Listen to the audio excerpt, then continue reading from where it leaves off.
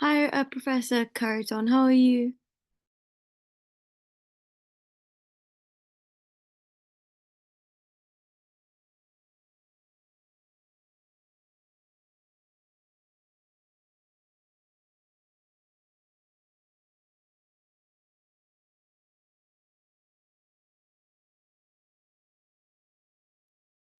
Can you hear me okay?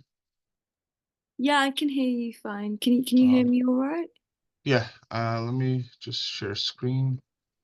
Yeah, we're just waiting for a few more people. I think because this is probably like this was the week where Eid was, you might not have many participants, but hopefully if we maybe give them a few more minutes, more people will come.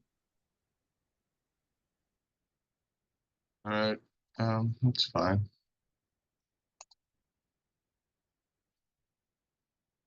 Um, I'm sorry.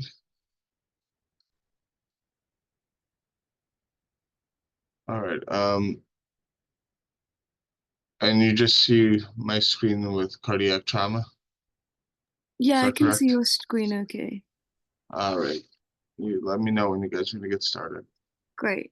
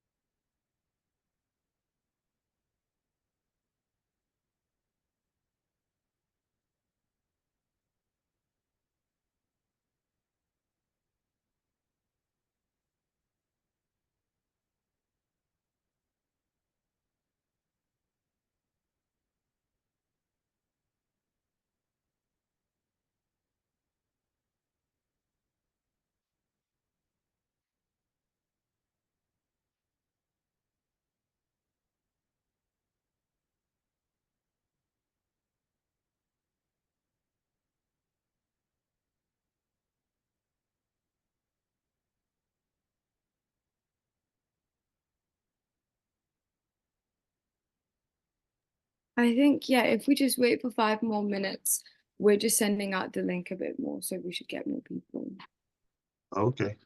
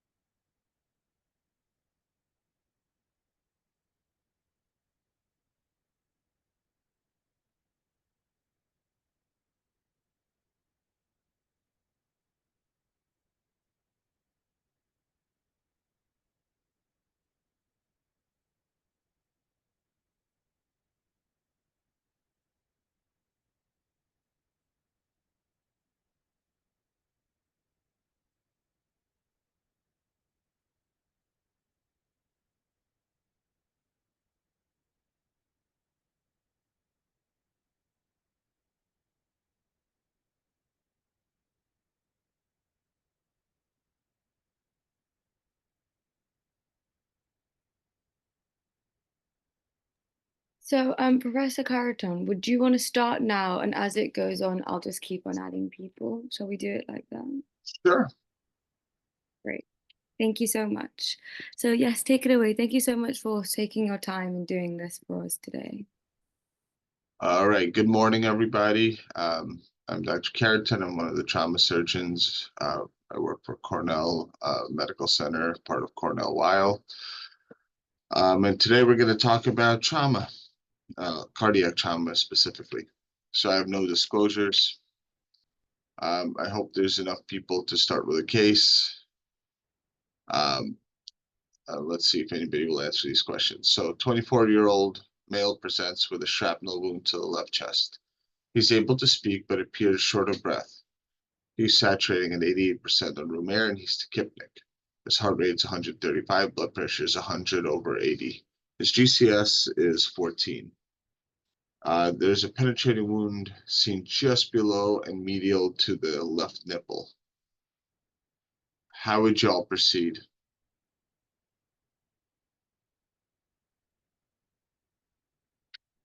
I will start with ABC Okay. and check the airway, the breathing, circulation. It's There I'll do the physical exam. I do percussions. I'll do oscillation. It's probably tension pneumothorax, I think. Okay. Could there be anything else? So just to give you a little more info, so nursing puts in IVs, you get your trauma labs, you give a liter of crystalloids, you put them on some nasal cannula. So besides your tension pneumothorax, and your ABCs are as described in the previous part of this, so um, besides your tension pneumothorax, do you have any other, what other different things are in your differential?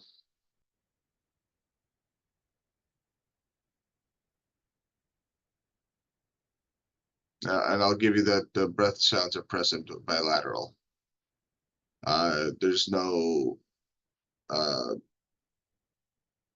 if you auscultate, you could hear everything. There's no dullness or tympany tube precaution.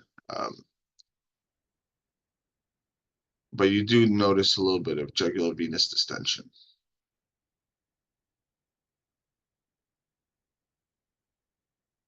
Anybody else anything? Anybody else have anything else in their differential? Any adjuncts that you would be able to obtain where you guys usually work?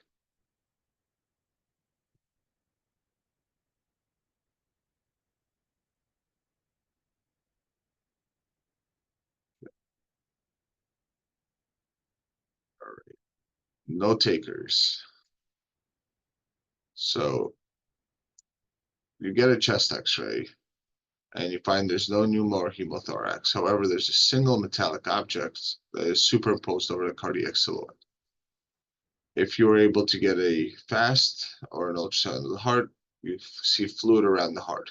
You repeat the blood pressure after 1 liter bolus, and the heart rate has improved slightly. No injury, no other injuries are noted. How do you proceed? So now you have a positive pericardial effusion, a quasi-stable patient who is still shocky with a heart rate of 125, though his blood pressure is better.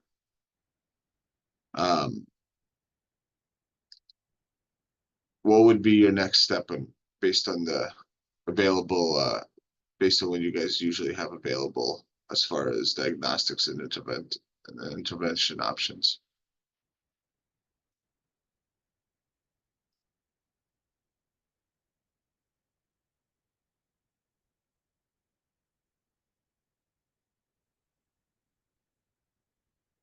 All right.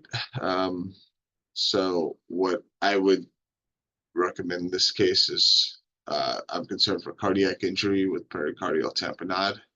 And because this gentleman is quasi-stable, meaning his blood pressure is still maintaining, I take him to a window and take him to the operating room for a pericardial window and a possible sternotomy for cardiac repair. So let's talk about why I would do this. So the objectives of this lecture is to describe and evaluate initial management of traumatic cardiac injury, describe operative interventions for penetrating cardiac injury, and describe the steps of a resuscitative thoracotomy. So a little bit of anatomy.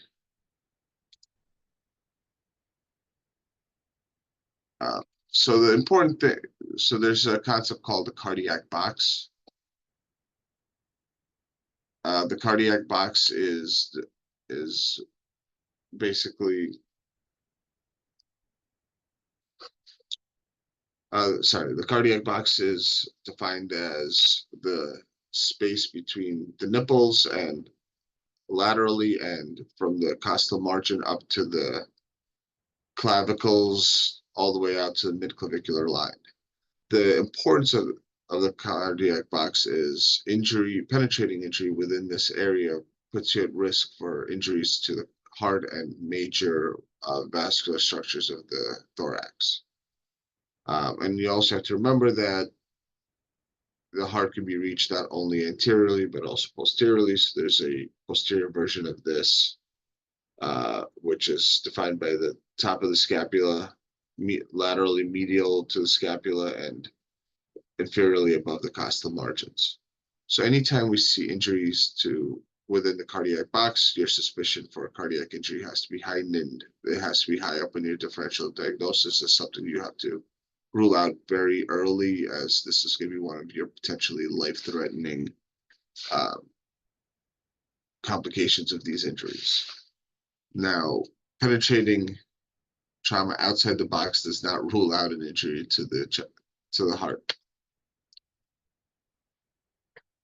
So some basic anatomy. So we're really looking at the heart anatomy for this. So this is now the chest wall removed, the lungs kind of peeled back a little bit with the heart in the pericardium. So this would be if you did your sternotomy, you'd be looking straight down the middle with your thymus covering your aortic arch and your pericardium exposed. The important things to remember is your phrenic nerve is going to run laterally along the pericardium on both sides. And when you have to open the pericardium, it's important to identify the phrenic nerve and not injure it. So you'll always open it vertically and in the middle, staying away from that phrenic nerve.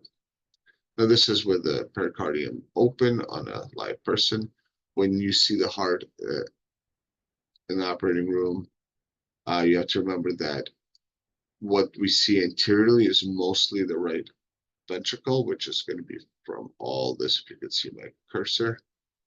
Your right atrium is going to be slightly behind, and your left ventricle is going to be over on the left side and mostly exposed to a left lateral stab wound. The left atrial appendage is in, and you could see the aorta coming in and the SVC coming in over to the right, over to patient's right screen left. So you don't see the heart kind of straight on the way you think as a box. So let's go over some of the cardiac trauma. So we're going to talk about penetrating resuscitative thoracotomy and then blunt trauma. So the presentation of penetrating cardiac trauma. The number one thing is to note is the presence of a penetrating object. So anytime you have evidence of penetration of the skin, whether it's from a stab wound, a knife, or a flying shrapnel within the box, your concern for cardiac injury has to be heightened. However, bullets and projectiles can traverse cavities. You can have injuries that are in the neck and head down, in the belly heading up, and transthoracic coming across.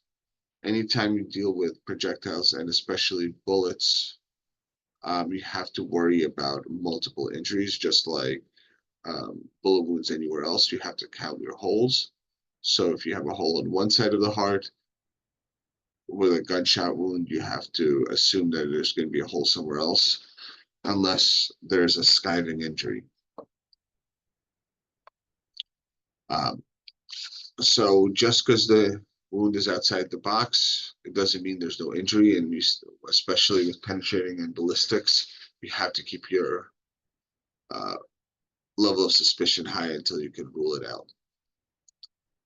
Now, the king of making your decisions is the patient's hemodynamic status.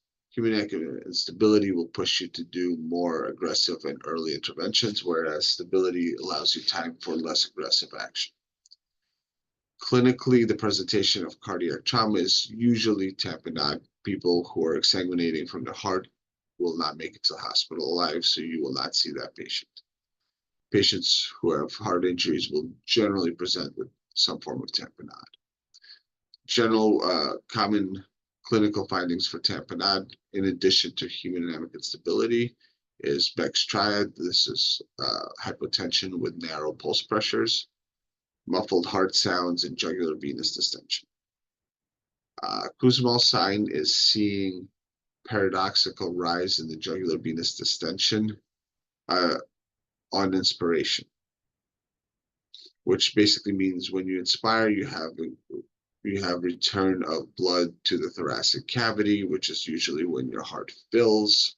However, if you have tamponade, there's increased pressure and you have increased venous distension when you really should have collapse as the extrathoracic areas are empty.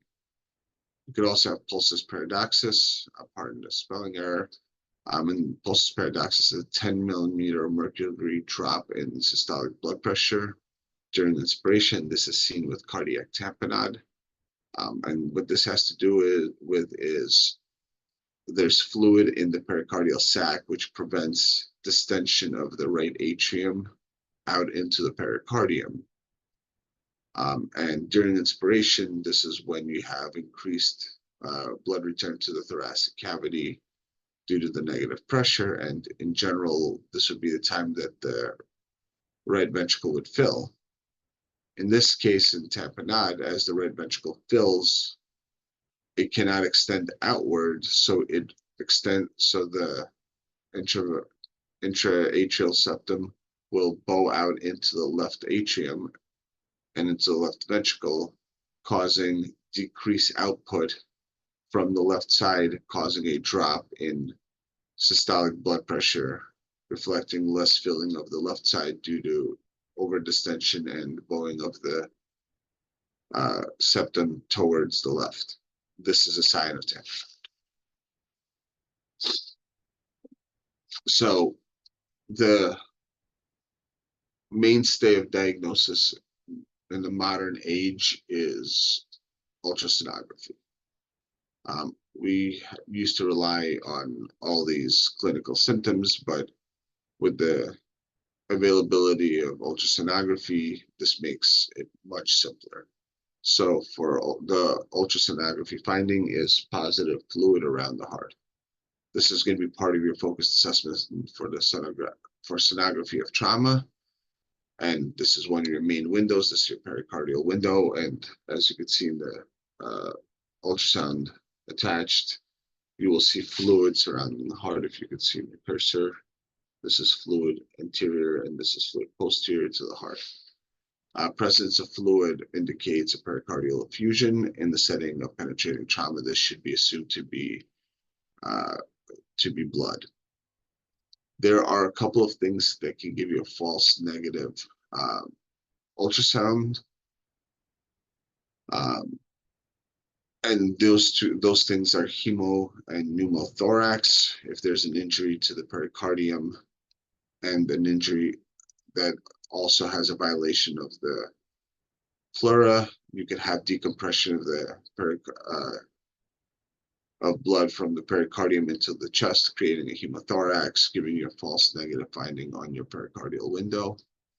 Secondly, subcutaneous emphysema can make the windows very difficult and can get in the way of assessing, of being able to obtain an appropriate window and be able to see your positive fast.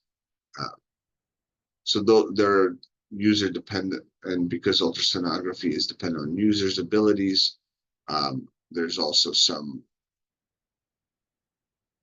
problems with unreliable exam based on the experience of the person performing the procedure. In a stable patient, a formal echocardiogram can be performed, or a CT scan, which will be more definitive for presence of a pericardial effusion. In an area where you do not have CT or echo available and the patient is quasi-stable, similar to the patient we had in our first scenario, a pericardial window is a gold standard to rule out a pericardial tamponade or a pericardial effusion. And this is still a useful tool, even though with improvement in technology, it's going away a little bit. So penetrating cardiac trauma, the first step is following your ABCs of trauma and your ATLS protocols. And the most important thing is assessing the hemodynamic stability, which is going to guide your management. In a patient who's hypotensive, hemodynamically unstable, with evidence of a pericardial effusion, this patient should go to the operating room for a median sternotomy or an anterior lateral thoracotomy for repair of the injury. A patient who's hemodynamically stable with a positive pericardial window has multiple options. You can,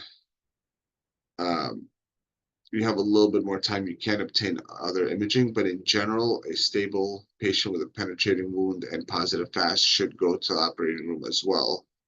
However, in this patient, I would consider doing a pericardial window prior to going for a full sternotomy. If you embark down this path,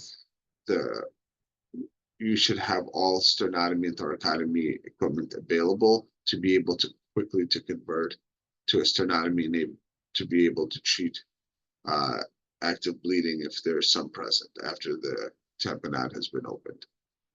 And then somebody who's completely stable and has either an equivocal FAST or unable to diagnose, then there's options of either doing a window, doing formal imaging if it's equivocal and the imaging is available, or even in rare cases, especially with lack of potentially staff to make these interventions, close observation. So in an unstable patient that you're going to take to the operating room, so this is somebody penetrating wound, has a positive FAST, they're hypotensive, they're tachycardic, they're hypoxic, they have JVD, they have all your classic signs. You take them to the operating room, you prep them from chin to knees in order to have access for vascular bypasses and being able to harvest veins from the groin if you need. Everything should be prepped and ready. You should have your sternal saw checked and available and functional status, and be able to quickly open the chest once the intubation is done. Until you have everything ready, you should not intubate the patient because the patient's catecholamine drive will sustain them and allow them to not arrest. Once the patient is sedated for intubation, there is a risk of the patient arresting as the catecholamine surge and the relaxation of the vessels decreases preload and increases vascular tone. If the patient arrests on induction, you will convert to a left anterior lateral thoracotomy or a resuscitative thoracotomy, as this is the quickest way to get into the chest. If the patient remains stable through intubation, then you have to decide what kind of incision you would like to use. The common incisions for this operation, for this scenario, would be either a sternotomy, which gives you better exposure for any interior cardiac wounds. It does require a saw and potentially finicky equipment. It is a little bit more time consuming as an exposure, but it does give you better exposure to the heart. Your other option is the anterior lateral thoracotomy. This is usually more familiar to most of us who are not cardiac surgeons. It requires less equipment as you could cut into the chest fairly quickly. And in the case that your exposure is inadequate, you can convert to a clamshell thoracotomy by extending across the sternum to the other side, which would give you tremendous exposure, though at the expense of a very large incision. So when opening a sternotomy, prep as discussed, you're going to identify and mark your jugular notch and your xiphoid process. You're going to plan and you're going to mark your incision dead down the middle of the manubrium and sternum. You're then going to make your incision and cut down straight down, making sure that you're staying in the fascial planes. You should not be seeing pectoralis muscles, and if you are seeing them, that means you're off to one side or the other. There should be a plane with that muscle that goes directly down the middle. And that's the plane you want to be in. Once you have cut down to the sternum, you're going to extend your incision and using electric cautery slightly above the jugular notch. You're gonna retract with your fingers and divide the intraclavicular ligament. And with your finger, you can insert your finger and sweep underneath the sternum, hugging the bone and loosening up all flimsy attachments as far as your fingers can reach. This will give you some safety while opening the sternum. You're then going to do the same thing at the xiphoid sternum, which is going to be below. You're going to extend your incision onto the linea alba. You're going to open the linea alba without going into the abdomen, leaving the peritoneum intact. You're going to identify the xiphoid process and resect it with Mayer scissors or Bovie.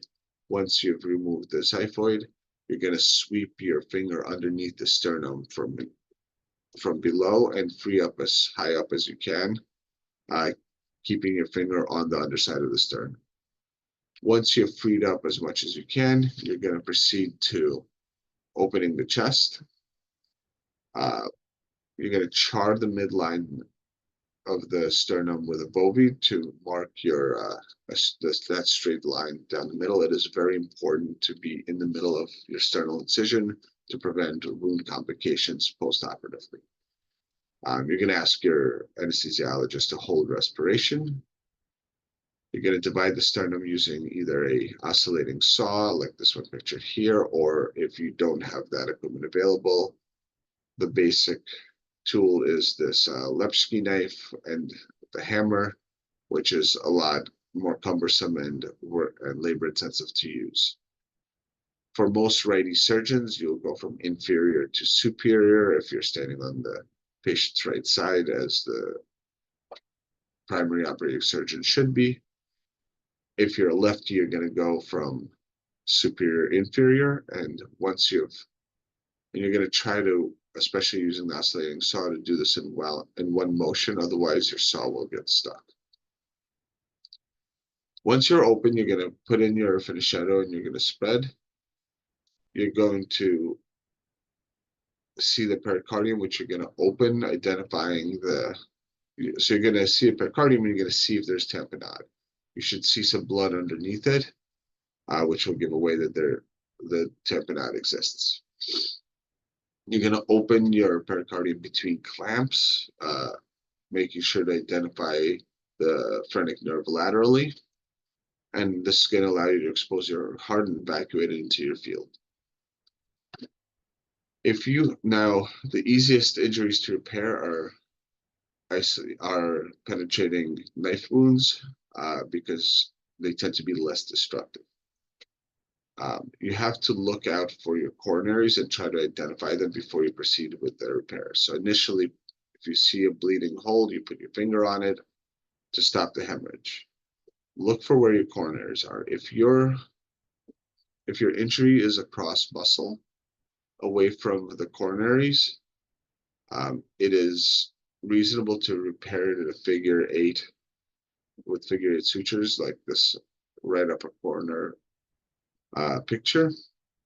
If you're adjacent to the coronaries or you're not sure, it is better to use a horizontal mattress. With a horizontal mattress, you're going to take a deep bite from one side of the incision to the other, going underneath the coronaries, coming out to where there is clearly no vessel.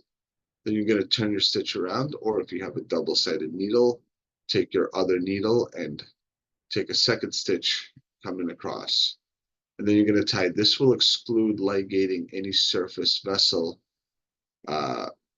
that's coming across parallel to your stab wound or injury, thus protecting the coronaries from being accidentally ligated. Even if you're not sure, if you don't see the coronary, it is reasonable and accepted to use a horizontal mattress as your standard repair stitch. The stitch you're going to use is a 2 or 3/0 pledged Proline on a tapered needle, and like an MH needle or a large needle of some sort. Now, your left ventricle is about 1 centimeter thick, and you can pretty easily suture it without pledgets. Your right ventricle is about 4 millimeters thick and is much thinner. It will generally hold a non-pledgeted suture, but it's a little bit more iffy. The HE are paper thin. They're 2 to 3 millimeters thick and are at risk of not being able of ripping with a non-pledgeted suture. So for repair of the HE and likely the right ventricle as well, if you have available, you should use a pledget. Typically, we use felt. However, if you're desperate, you can cut off a little piece of pericardium and use it as a pledget. One pledget's going to go over. You're going to put it through your needles so that you have. You're going to basically go through one piece of pledget with each needle and let it be on the far end away from both of your needles if you have a two-sided suture. Then you're going to take your stitch and then you're going to put a second pledget through the suture so that when you tie down, you have the suture is going to be sitting over a piece of pledget on both sides, allowing you to disperse the tension from the suture and thus prevent rip through. If you're in the trauma bay or you just get in and you're worried and you have massive bleeding that you need to temporize prior to being able to set yourself up for a proper repair, there's a couple of tricks you can do. First, digital pressure. When you first get in, you see a bunch of blood in your face, you put your finger on it. Take a deep breath, allow anesthesia to catch up, clear your field with a suction device so that you can properly assess what you're dealing with. If you have a big hole, so if you're in the trauma bay, and your incision lines up and you don't have suture available, you can use a skin stapler to staple a linear incision, a linear stab wound. If you have a larger destructive wound that is jagged and it's harder to staple, for temporizing measure, you can use a Foley balloon, place it through the suture, place it through the wound, inflate and gently pull up. This will give you a temporary control of the wound. And if you need to resuscitate the patient, especially if this is in the trauma bay, and you're doing a resuscitative thoracotomy, and you don't have good access because they're so volume down, you can actually transfuse through the Foley directly into the heart. Now, once you have control with a Foley, then you will have to do some form of definitive repair. This sometimes means putting sutures around your Foley while it's pulled up, carefully not to, pop the balloon of the Foley. And then once you have your sutures in, remove the Foley, tie them down and deflate and remove the Foley. This may, if you have a big blast wound from a gunshot wound, this will allow you to bring things together and take your big wound and make it a little smaller, allowing you to have better control of the next little bit of remaining injury. You can also do horizontal sutures, parallel sutures, basically taking a stitch on each side and then basically moving the sutures across and tightening and closing the wound temporarily. So some pitfalls for cardiac repair. Gunshot wounds will have multiple entries and exits. Mortality from gunshot wounds is significantly higher than stab wounds for that reason. So if you have a gunshot wound and you see a hole in the interior of the heart, you need to address it. But You also have to think about that there's likely a hold somewhere posteriorly, and you can't leave the OR without looking for it and repairing it if it's present. Whenever you have a gunshot wound, there's going to be blast effects, so you're going to have bigger and more jagged injuries, which will be harder to fix primarily. Anytime you have a penetrating wound, it's important to get that you're able to control, to get an echo post-op, because especially with gunshot wounds, there's likely some form of intracardiac injury with a septal or some sort of septal, either atrioventricular septal defect. Posterior injuries to the heart are notoriously difficult. The issue is going to be exposure. To be able to look at a wound on the posterior surface, you need to bring the heart up and out. When you rotate the heart out, you will kink the SVC, causing an acute drop in preload, and will often lead to cardiac arrest if maintained in that position for a prolonged period of time. So one of the tricks is to slowly build up lap pads underneath it to just bring the exposure into your field. If you are forced to look on the other side and you have to lift the heart, everything has to be done quickly to allow you to bring the heart back to an anatomic position and allow blood flow to the heart again. If you're desperate and you have uncontrolled hemorrhage, you can sometimes intentionally bring the heart up, causing arrest. This will cause the heart to A, stop beating, B, stop having blood all over your face. You will then have less than a minute to get some sort of temporizing control before you have to put the heart back and get some flow again. This maneuver is a maneuver of desperation, though it is handy.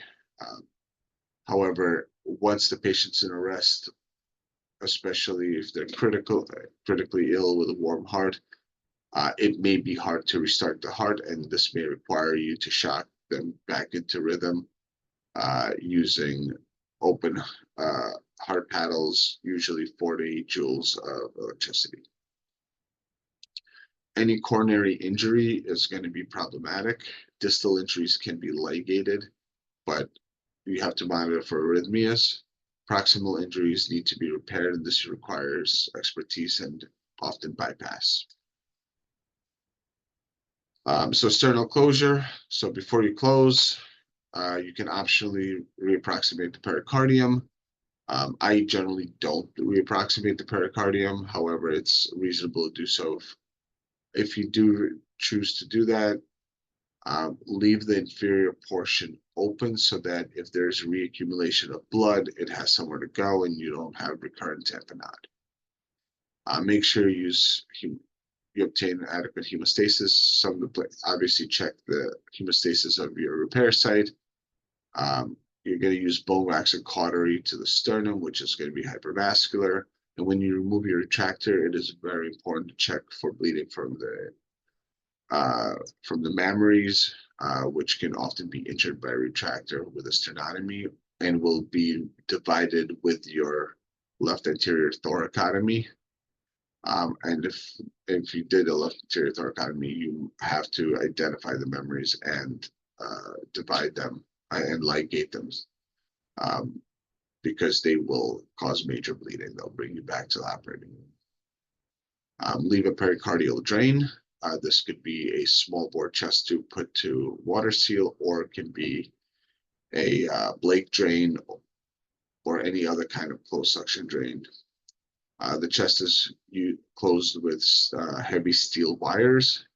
The wires will go through the manubrium as seen above. You're going to put about 3 through the manubrium and about 3 to 4 through the sternum, depending on how long your sternum is. Once you have them all placed, you're going to push the chest wall together and use a heavy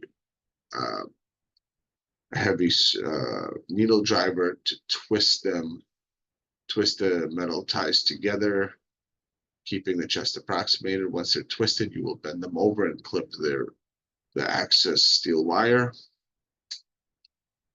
Once you have the sternum approximated, you will close the parasternal fascia and then close your skin in layers. So post-op care, any cardiac injury must have a post-operative echocardiogram to rule out intracardiac injury. You'll remove your pericardial drain when the output is less than 30 cc's. You have to monitor for recurrent tamponade. Even with the pericardium open, you can sometimes have scarring even 1 to 2 weeks after and have blood accumulate posterior or trapped around the heart. And once you get enough, you can still get tamponade physiology. Anybody who's had heart surgery and is misbehaving post-operatively, tamponade has to be towards the top of your differential. You're going to be at high risk for post-operative arrhythmias. Atrial fibrillation is the most common, but heart block, especially with injuries to coronaries or stab wounds along the atrial AV node, is going to be also at risk for those kinds of complications. And then you have to monitor for new heart failure. If you have a significant septal defect, you can go into acute right heart failure from shunting, from acute shunting. If you have availability of an intensive care unit, these people should be monitored for several days in the ICU based on all the possible complications above. So if you have a stable cardiac injury, so the patient's blood pressure is maintained, they may be tachycardic and they have a positive FAST.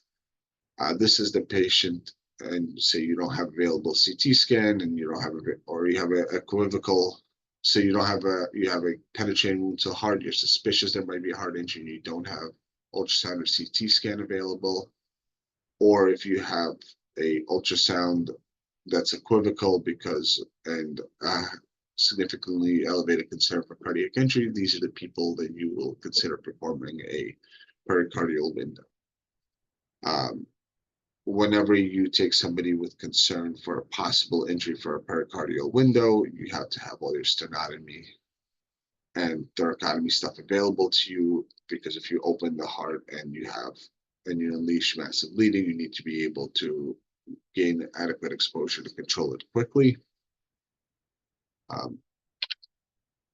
So this is how to perform pericardial window. So for pericardial window, I'm going to describe the subxiphoid window. You make an incision underneath the xiphoid process about 5 to 6 centimeters. You're going to dissect down to the linea alba and the anterior abdominal fascia. You're going to open that in midline, but taking care not to enter the peritoneum. You're then going to dissect cephalad underneath the xiphoid process. You're going to remove this resected xiphoid process with a Metzenbaum or a scissor or cautery. You're then going to continue dissecting at about a 45-degree angle towards the left shoulder, just underneath the sternum, and you're going to feel for the pulsation of the heart. You're going to continue to spread until you reach the pericardium. You're going to leave the diaphragm just below you as you find, and stay in midline slightly to the left, and you're going to find the pericardium. Once you identify the pericardium and get adequate retraction, you're going to grasp it with 2 clamps and open it with a Metzenbaum. You will then have evacuation of fluid. You may, depending on what the clinical situation is, you'll evacuate some amount of fluid that may be bloody. If the patient's remaining stable and you don't have ongoing gushing red blood, you can irrigate the cavity. If after irrigation the effluent is clear, that suggests that this was maybe a partial thickness injury or an injury that is sealed. You can watch this for 20 to 30 minutes in the operating room. And as long as there's no ongoing active bleeding and the effluent is clear, you could place a drain and close. However, if there's ongoing bleeding, then you have to convert to a median sternotomy and control the bleeding as described for the unstable patient. Once you've secured your pericardial drain, you'll close in layers. So there's one other way to address tamponade, and that's pericardiocentesis. So this is basically putting a needle into the tamponade and decompressing. This is mainly a temporizing measure and is often used by physicians for unstable patients with tamponade in places that they don't have surgical capabilities. This will buy you some time, but it is only a temporizing measure until you get somewhere where you can address the underlying problem. The way this is done is similar to putting a triple lumen catheter for central access. You can use a triple lumen kit. You're going to take the needle. There's obviously different ways of doing it for different indications, like you see in this picture. For chronic effusions, you could use position A and C, but for an acute traumatic tamponade, I would probably stick with position B. Similar to the pericardial window, you're going to take your needle, you're going to go under the xiphoid process, 45 degrees down, 45 degrees towards left shoulder, and you're going to slowly advance it while aspirating. Once you hit blood and you aspirate, you're going to remove your needle and advance a wire. If the wire advances easily, you can advance a catheter over a wire, and this will basically put a pericardial drain into the pericardial space.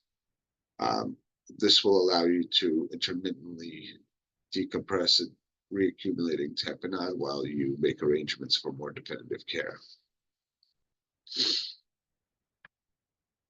If you have ultrasound ability, you can use ultrasound for guidance, and it's extremely helpful. So moving on to resuscitative thoracotomy. So sometimes people come in and they're too sick for full assessment. So these are the people that come in cardiac arrest. So the general indications for a resuscitative or an ED thoracotomy are divided between penetrating and blood trauma. Folks with penetrating trauma with less than 15 minutes of CPR with or without signs of life should receive a resuscitative thoracotomy in hopes of being able to revive them and continue definitive management. The exception is somebody in arrest with a penetrating cranial injury. Those folks do not have survival ability.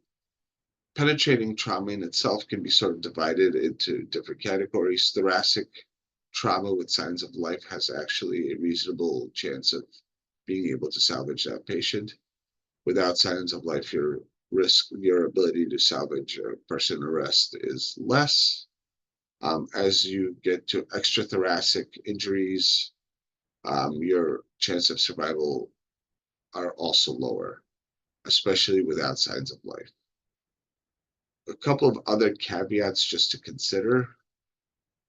People with penetrating neck trauma in arrest,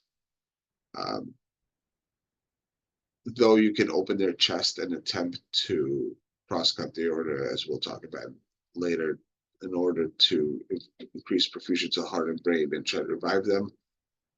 Any injury above the diaphragm will also increase pressure. What blood they're getting will increase pressure to that area. So if you have a penetrating neck trauma, you will perfuse the brain better, but you will also perfuse the injury better, which may not be helpful. And folks who have clear peripheral trauma that's not junctional, but either arms or legs that are outside of the junctional area, that you could put a tourniquet above. Placing a tourniquet is probably more valuable than doing a thoracotomy. So if you have somebody with an obvious amputation exsanguination from a limb that are in arrest, it may be worthwhile to just place a tourniquet and transfuse the blood than to open their chest.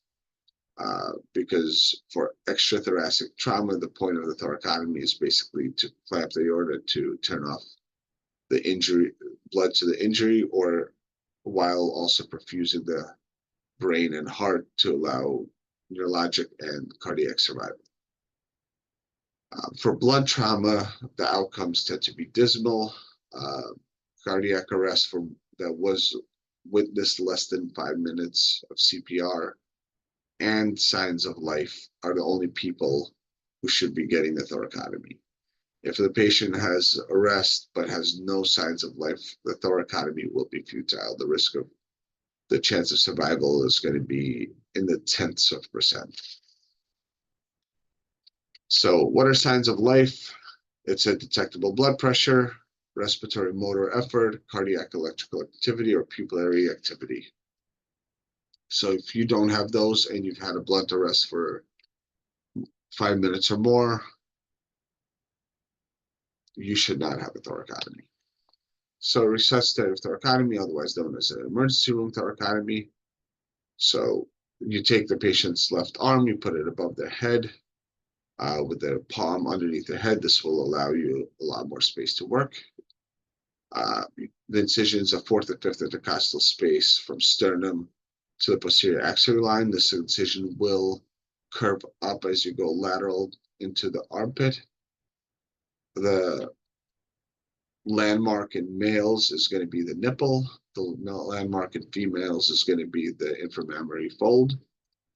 Once you make your incision, you continue through with a second incision through the pectoralis major and minor and through the serratus laterally, either with a knife or a bovie. Once you reach the ribs, you're going to get into the chest, hugging the superior border of the rib in order to avoid the neurovascular bundle.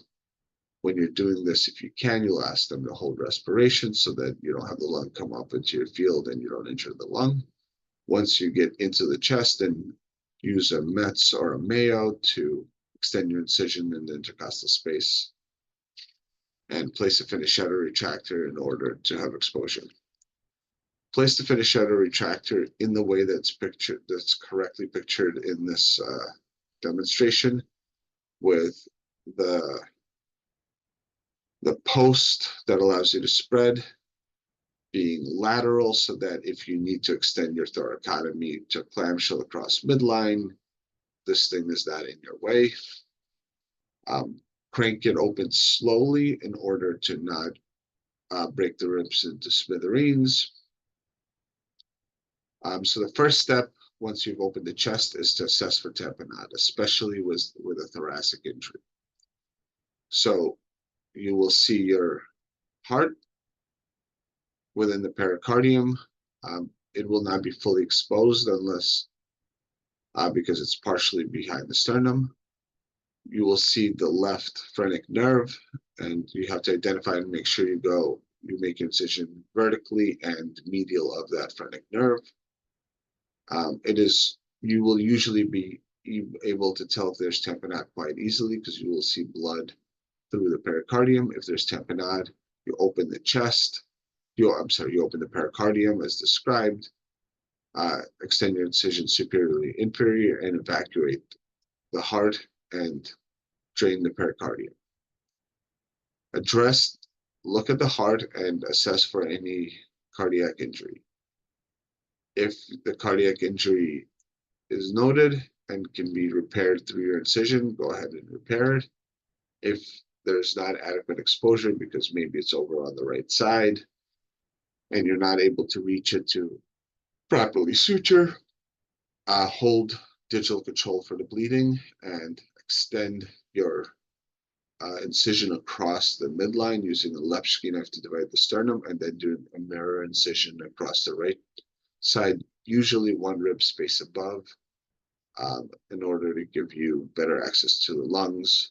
If you're just doing it for exposure, then whether you go 1 space above or not, it doesn't really matter. At this point, you'll have wide open exposure and you could go ahead and repair your heart.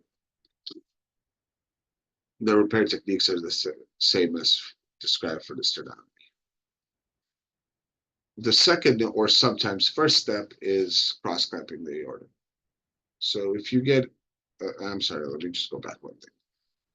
If you do not discover an injury, you open your pericardium and you do not discover an injury, Once the pericardium is open, if there's extrathoracic trauma or trauma somewhere else, but the patient is in arrest, you should begin open cardiac massage. It is important. This is the appropriate technique for open cardiac massage, as pictured in up here on the diagram. You have your full hand underneath the heart, full hand above, and then you're going to rhythmically squeeze between your hands, going at a rate of 100 times a minute. So if you have extrathoracic injury, the very first step is not opening the pericardium and doing compressions, but it's actually cross-clamping the aorta, because it's going to turn off the faucet. To cross-clamp the aorta, you're going to need a couple of things. You're going to ask your anesthesiology colleagues or somebody up top to place a nasogastric tube.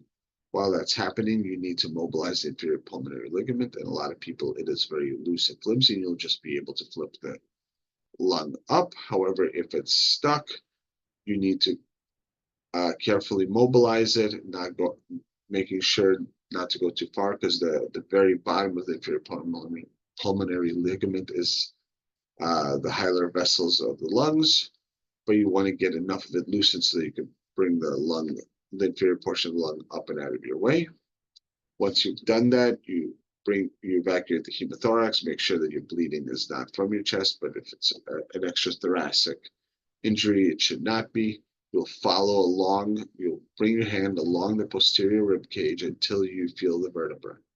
Once you feel the vertebra, you're going to feel right above the anterior disc, anterior vertebral body. The aorta should be right above the vertebral body. And if you feel with your hand, you should feel a second structure even more anterior to the aorta that will have your NG tube in it, which will be your esophagus. So first dissect either with a Metzabam or with a Kelly, the very tough periaortic fascia, and you want to make a space between the vertebral body and the aorta. Once you make that space, you can put your finger in and spread with a clamp, get your finger underneath there. So you should have one finger underneath the aorta. You could then hook your finger around the aorta, trying to pinch the aorta between your fingers and feel the esophagus with the NG tube in it above your fingers. You want to make a space to separate them between the pad of your index and your thumb, with your index finger hooked around the aorta. And with your right hand, you'll do that with your left hand, and with your right hand, you will use a clamp or a Metzabam to open the fascia, preferably bluntly, until your fingers connect. Once you have made a window on both sides of the aorta, you could take a vascular clamp as pictured and place it across the aorta, leaving the esophagus anterior to the aorta. This will allow you vascular control of bleeding below the diaphragm. If there's an injury above the diaphragm, this will at least increase perfusion to the brain and heart, however, also to your injury. Once you've cross-clamped, it's important to note the time. It is also important to be mindful of when you uncross-clamp, you're going to have a lot of a big electrolyte shift and a lot of byproducts of ischemia that will come back to your heart. So you want to prep yourself with calcium and bicarb to stabilize the myocardium and counteract the expected acidosis when you come off clamp.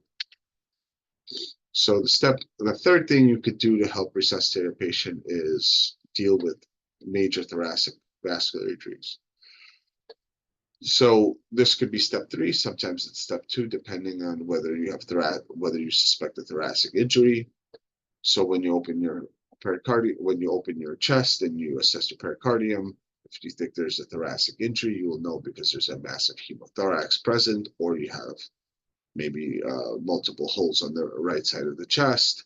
So you'll do your pericardium, you'll open the pericardium, you'll start your CPR, you'll evacuate the hematoma if it's on the side of your incision, and then you'll mobilize the inferior pulmonary ligament to give you more mobility of the lungs and be able to see if you have very medial Penetrating trauma. This is when you can do something called the hilar twist, where you basically turn the lung at its hilar pedicle on itself, causing it to kink and cross clamp, which is going to function as a temporary pneumonectomy, and it will cause major strain in your heart, and you should be prepared for the patient to become hemodynamically unstable. You can also, if you have adequate exposure and you mobilize your inferior pulmonary ligament adequately, you may also be able to fit a clamp across the hilum, which will do the same thing. Once that's done, if you're able to get the person back, you need to proceed to the operating room for formal control of bleeding, which can be done with various resections of the lung or even a pneumonectomy if necessary. If you have suspicion of bleeding on the right side of the chest, you will still evacuate you'll still open your pericardium, start compressions, but then you will extend your incision to a clamshell and be able to similarly address injuries to the right heart. I'm sorry, to the right side of the chest and the right lung. The clamshell thoracotomy is basically the mirror image of your left anterior lateral thoracotomy, but going across the fourth intercostal space on the right in order to have better access to the hilum. The sternum is divided with a Lepsky knife, and then the inferior pulmonary ligament is divided on the right, and hilar bleeding can be addressed.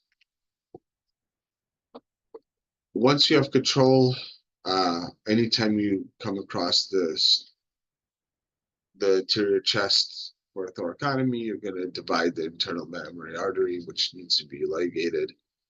If you have steered too close to the underside of a rib, you can injure the intercostals, and that needs to be surgically controlled.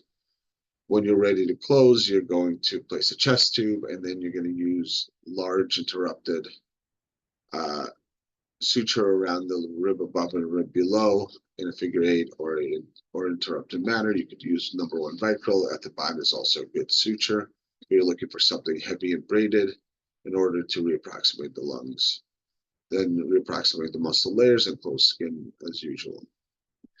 In the setting of damage control, so say you open them in the ED and you got them upstairs, and now the patient's cold and coagulopathic, and you don't really have the time to spend to be closing the chest. You can, or you still have some ongoing coagulopathic oozing that you want to pack.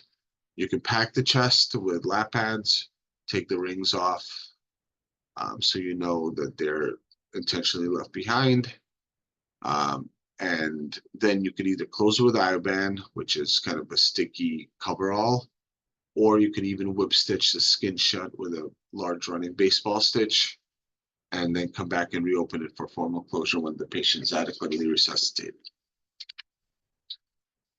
Other resuscitation pearls, just remember there is a concept, especially penetrating trauma, of air emboli through your open penetrated wound, especially when on the right side of the heart in low pressure systems, you could suck in some air.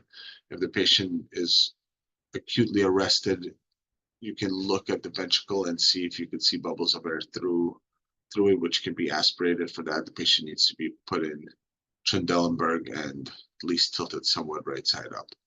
You can also aspirate through the left heart, but you just have to put the patient left side up. The idea is to trap the sucked air into the ventricle and then aspirate through the ventricle. It is safer to aspirate through the left ventricle because it's more forgiving of small punctures. When you come off cross clamp, remember to load calcium and bicarb because they're going to be very acidotic and the myocardium is going to be unstable, especially in a sick person. And remember that resuscitative thoracotomies are last-ditch efforts. Aside from isolated stab wounds to the heart, which have a relatively high survival rate of somewhere between 15 and 30%, the remaining injuries tend to have survival rates in the 5% or lower, and most blunt emergency thoracotomies have a survival rate of much less than 1%. Because of these low survival rates, and hectic situation surrounding a ED thoracotomy, just remember to stay safe. And sometimes the probability of survival of that patient is much lower than the risk to the staff, especially when you have novice people performing procedures and they're not used to it. So just, be judicious in the people you use these resources on, and not expend a lot of effort, blood, and risk to staff for somebody who has no risk of survival. No chance of survival. All right, just to move on to cover some of the other things that can happen. So you have blunt cardiac trauma. And the most common blunt cardiac trauma is a cardiac contusion. The cardiac contusions come really in a very wide spectrum of disease process, and are fairly common in high energy transfer mechanism trauma. That could, especially to the chest, it could be as high as 74%. However, most of them are asymptomatic. The different spectrum of disease covers from catastrophic cardiac muscle rupture. These folks usually die at the scene from massive tamponade or very acute heart failure. You have people who come in extremely hemodynamically labile with resistant arrhythmias. This is your, cardiac contusion with cardiogenic shock. The typical presentation is going to be somebody with a significant blunt force trauma to the chest, sometimes sternal fracture, and they will kind of classically have these very recalcitrant arrhythmias. So you'll see them come in 160 sinus tach, or sometimes atrial fibrillation. Then they'll drop to 60, then they'll go to 120, then they'll be at 180, and they'll be kind of all over the place. And they don't seem to respond much to various interventions, whether you're trying to stabilize the myocardium with an amiodarone, you're giving them calcium, you're giving them mag. So despite a lot of supportive efforts, they tend to be very labile, bouncing between hypotension and hypertension. The treatment is mostly supportive, so you're going to try to treat the arrhythmias the best you can, replace the electrolytes, and just try to maximize what you can to allow time for the contusion to heal. The more minor presentations are just going to be tachyarrhythmias. The most common is going to be just sinus tach. And it's going to be hard to tell whether this is related to cardiac contusion or just all the other possibilities that cause sinus tachycardia in a post-trauma patient. So identifying those cardiac contusions is going to be based on having the high index of suspicion. So the people you're going to be suspicious of is somebody with evidence of significant trauma to the chest. This could be whether they have a sternal fracture or you see some fluid behind the sternum on imaging, or you just have, they're complaining of just a lot of sternal pain and have a significant mechanism. If you're suspicious and they have, so you screen them with EKG monitoring. If they do have any sort of arrhythmias, then you'll add an EKG, a formal EKG, you'll send troponins, you'll obtain an echo if possible.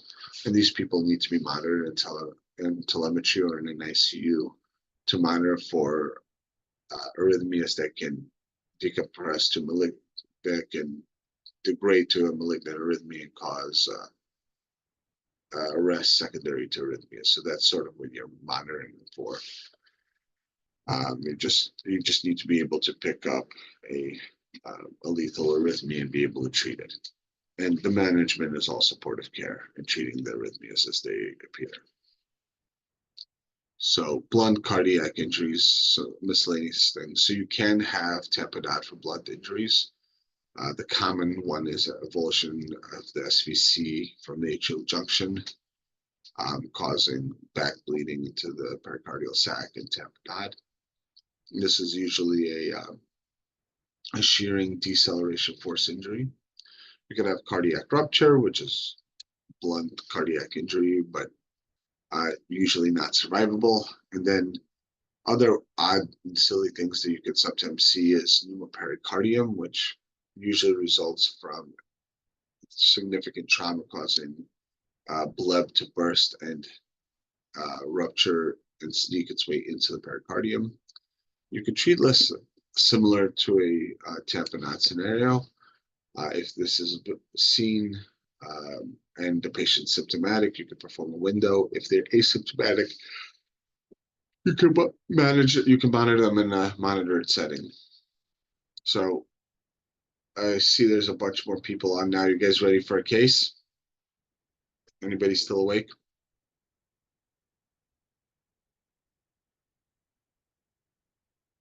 All right, I'll start and see if you guys have some answers. All right. 35-year-old female presents after an explosion in a closed space. On presentation, she is pulseless with CPR in progress. Per the transporting team, she lost pulses in front of them 5 minutes ago. There is no obvious head injury. What else do you need to know? And how do you want to proceed?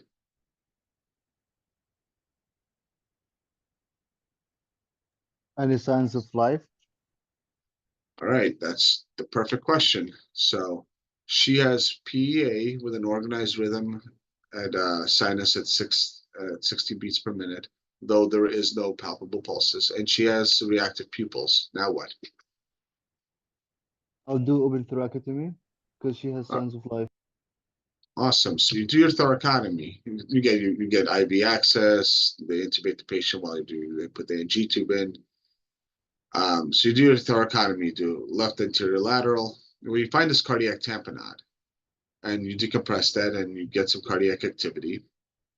But there's a lot of bleeding from the superior aspect of the heart near the SVC atrial junction. You put a finger on it, but you can't see. What do you do now?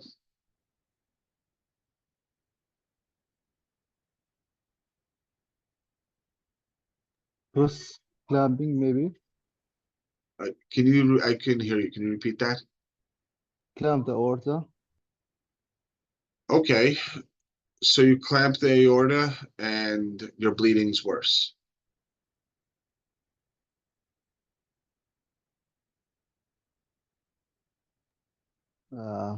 Suction, maybe.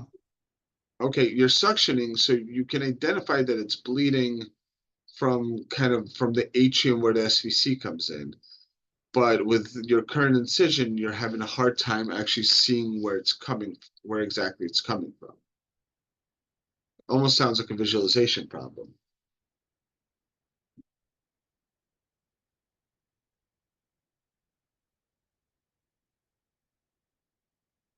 He's arrested, so I start massage. You have return of cardiac activity. So your heart's working. You have a blood pressure. But you have bleeding that you can only control from a finger because with your finger up near the SVC.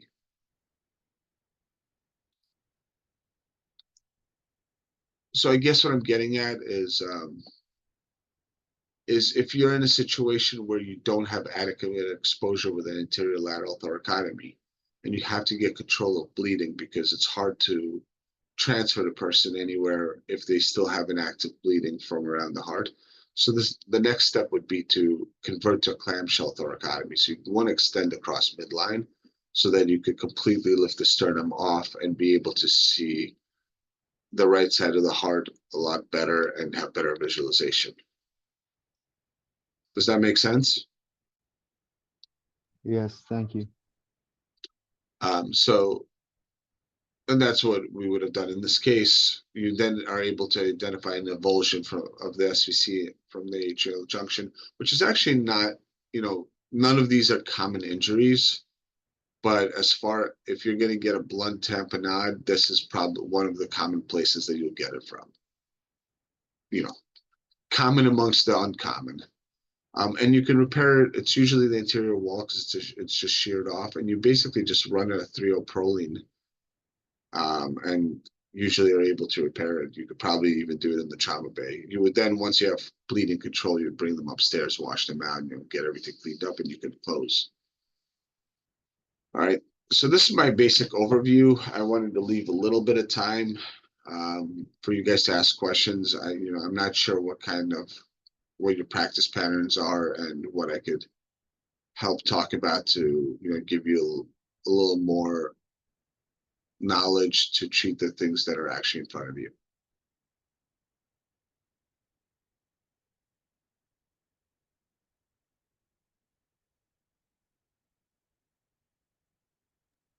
Or like we've done before, if anyone has any questions that they think of later, they can just message me and I can relay them on to Professor Khariton. But thank you so much. This was so helpful. And thank you so much for your time for delivering both lectures. You're almost welcome. If you guys have specific questions about how to manage stuff that you're dealing with, feel free to email me. My email's up. Amazing. But thank you so much. We really appreciate it. And hopefully we'll see you soon. Thank you very much. All right. Take it easy.